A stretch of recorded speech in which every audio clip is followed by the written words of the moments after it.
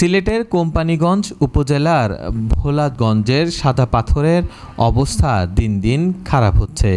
এক বছর আগেও যেখানে পাথরের স্তূপ দেখা যেত, সেখানে এখন ধুধু মাঠ আর পরিত্যক্ত জমি। শত শত নৌকা দিয়ে দিনরাত অবাধে বালু পাথর লুটপাট হলেও প্রশাসনের কোনো কার্যকর পদক্ষেপ নেই। বন ও পরিবেশ উপদেষ্টা সৈয়দা রেজওয়ানা হাসান একাধিকবার এর দুর্ব্যবস্থার বিষয়ে অসহায়ত্ব প্রকাশ করেছেন। লুটপাটের ঘটনায় রাজনৈতিক দল ও বিভিন্ন নেতাকর্মীর জড়িত থাকার অভিযোগ রয়েছে। এলাকায় বিজিবি ও পুলিশের চেকপোস্ট থাকা সত্ত্বেও কেউ এর বিরুদ্ধে মুখ খুলছে না। মাঝে মাঝে হওয়া অভিযানগুলোও যথেষ্ট কার্যকর হচ্ছে না। ধলাই নদীর উপর শত শত নৌকা দিয়ে পাথর লুট করা হচ্ছে।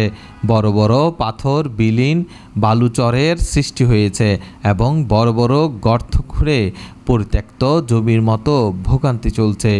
স্থানীয়রা প্রতিবাদ করলেও কোনো ফল পাচ্ছে না, বরং লুটেরা বেপরোয়া হয়ে উঠেছে। এছাড়া পর্যটকবাহী নৌকা পাথর বোঝাই নৌকার মাঝে ঝুঁকিপূর্ণ অবস্থায় চলাচল করছে, যার কারণে ভোলাগঞ্জের প্রাকৃতিক সৌন্দর্য নষ্ট হচ্ছে এবং পর্যটকের আগ্রহ কমছে। স্থানীয়রা মনে করছেন প্রশাসনের উদাসীনতা ও অলসতার কারণে পাথর খেকোরা নির্বিঘ্নে তাদের লুটপাট চালিয়ে যাচ্ছে। মাঝে মাঝে অভিযান হলেও তা সাময়িক ও সীমিত, যার ফলে লুটপাট আবারও বেড়ে যায়। পরিবেশ কর্মীরা বলছেন, গত এক বছর প্রায় 1,50,00,000 ঘনফুট পাথর লুট হয়ে গেছে, যার বাজার মূল্য 200 কোটি টাকারও বেশি। লাওয়াছড়া বন ও জীববৈচিত্র্য রক্ষা আন্দোলনের যুগ্ম আহ্বায়ক এসকে দাস সুমন বলেন, দেশের বন পরিবেশ ও জীববৈচিত্র্যের জন্য একটি বড় হুমকি। প্রাকৃতিক সৌন্দর্য বিনাশ ঘটছে।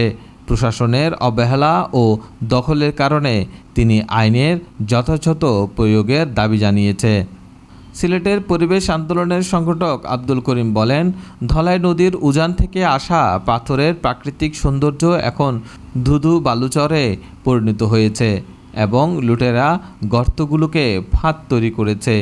তিনি বলেন, পরিবেশ সংরক্ষণের ক্ষেত্রে অন্তর্বর্তী সরকার ব্যর্থ হয়েছে এবং এর দায় সংশ্লিষ্ট মন্ত্রণালয়কে নিতে হবে।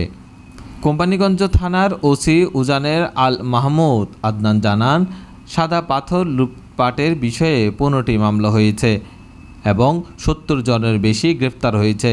তবে স্থানীয়ভাবে বড় ধরনের অভিযান দরকার।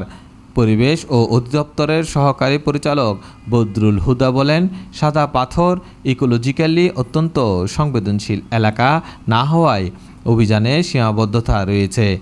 টাস্ক ফোর্সের সঙ্গে সমন্বয়ে অভিযান চালানো হচ্ছে, কিন্তু বিষয়টি মূলত খনিজ সম্পদের আওতায়। সুশাসনের জন্য নাগরিক সিলেটের সভাপতি ফারুক আহমেদ চৌধুরী বলেন, প্রশাসনের ছত্রছায়ায় এই ধরনের লুটপাট হচ্ছে এবং অপরাধীদের আইনের আওতায় আনার তাগিদ দিয়েছেন।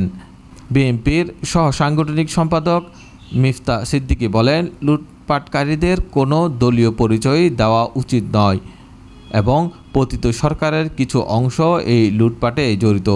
তিনি বলেন, প্রশাসন পাথর উত্তোলন প্রক্রিয়া নিয়ন্ত্রণ করতে ব্যর্থ হয়েছে। অবশেষে সিলেটের জেলা প্রশাসক মোহাম্মদ শের মাহমুদ মুরাদ জানিয়েছেন, সাদা পাথরের লুটপাট বন্ধে প্রশাসন সর্বোচ্চ চেষ্টা চালিয়ে যাচ্ছে এবং নিয়মিত অভিযান অব্যাহত থাকবে। তবে কার্যকর তদারকির অভাবে পাথর লুটপাট বন্ধ হচ্ছে না এবং প্রকৃতির এই অপূরণীয় ক্ষতি থেকে সাদা পাথর পর্যটন কেন্দ্রের রক্ষায় এখন প্রয়োজন সুনির্দিষ্ট ও শক্ত পদক্ষেপ।